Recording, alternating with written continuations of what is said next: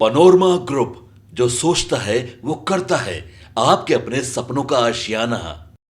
उपेंद्र कुशवाहा की पार्टी जी शुरू से काफी बड़े पैमाने पर टूटती रही है। जी उसका कारण एक ही है कि ये तानाशाही प्रवृत्ति के हैं जी और धोखेबाज नेता है।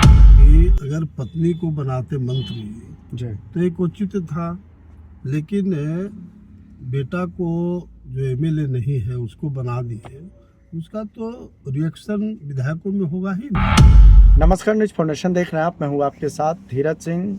विधानसभा चुनाव के बाद क्या उपेंद्र कुशवाहा की पार्टी आरएलएम में टूट हो चुकी है? हमारे साथ हैं पूर्व केंद्रीय मंत्री और भाजपा के वरिष्ठ नेता नागमणि कुशवाहा जी।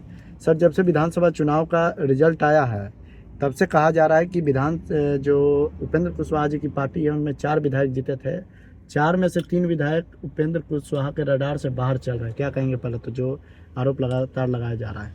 देखिए, कोई नई बात नहीं है जी उपेंद्र कुशवाहा की पार्टी जी शुरू से काफी बड़े पैमाने पर टूटती रही है। जी उसका कारण एक ही है कि ये तानाशाही प्रवृत्ति के हैं जी और धोखेबाज नेता है।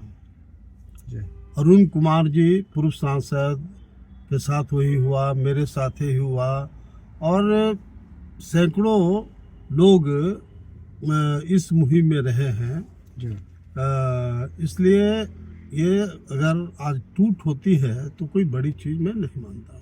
जी लेकिन उनके लगातार जो विधायक है जीते हुए वो कह रहे हैं कि परिवारवाद उपेंद्र कुशवाहा पर हावी हो चुका है। इस आरोप पर वो उनसे अलग होते हुए नजर आ रहा है। और ये तो हर लोग मान के चलता है कि अगर पत्नी को बनाते मंत्री जी तो एक उचित था, लेकिन बेटा को जो एमएलए नहीं है उसको बना दिए, उसका तो रिएक्शन विधायकों में होगा ही ना।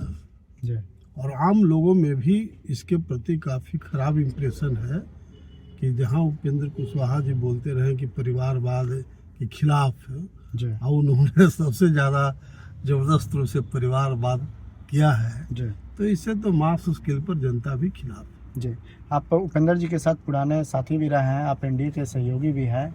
क्या लगता है कि अगर 3 जो विधायक हैं उनमें से किसी को मंत्री बनाते तो ये नौबत नहीं आती, उनके पार्टी में टूट की स्थिति नहीं बनती?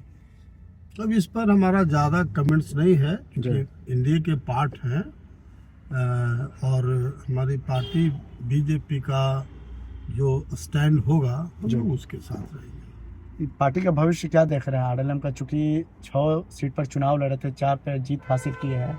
इसके अलावा उपेंद्र जी खुद अभी राज्यसभा सांसद हैं, मार्च में उनका टेन्योर भी खत्म हो रहा है। क्या भविष्य आपको नजर आ रहा है?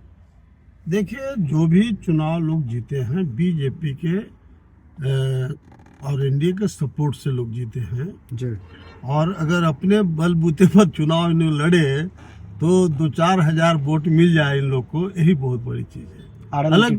अलग बात है जी कि जब एनडीए में है तो एनडीए के साथ चुनाव लड़े तो सबका सपोर्ट हुआ, तो लेकिन फैक्ट है कि एनडीए का वोट है, एनडीए के वोट पर ही ये तमाम लोग चुनाव जीते हैं। अब आरजेडी इस प्रकार है कि बीजेपी ही जानबूझकर छोटे छोटे दलों को तोड़ रही है ताकि बिहार में बीजेपी का अपना मुख्यमंत्री बन सके, नीतीश कुमार को सीएम पद से हटाया जा सके। नहीं, बिल्कुल गलत बात है। आप खुद सोचिए कि बीजेपी का दिल कितना बड़ा है। जी हमारे माननीय प्रधानमंत्री और गृह मंत्री का दिल कितना बड़ा है जी कि बीजेपी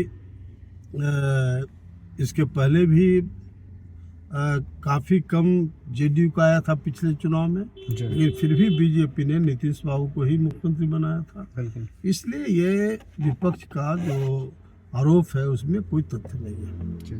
राज्यसभा रिपीट हो रहे हैं उपेंद्र जी? अब वो तो पार्टी जाने, हम लोग क्या मतलब इस बात का। चलिए, तो बहुत बहुत धन्यवाद। यह पूर्व केंद्रीय मंत्री और भाजपा के वरिष्ठ नेता नागमणि कुशवाहा जी। दिल्ली से न्यूज फाउंडेशन के लिए मैं धीरज सिंह।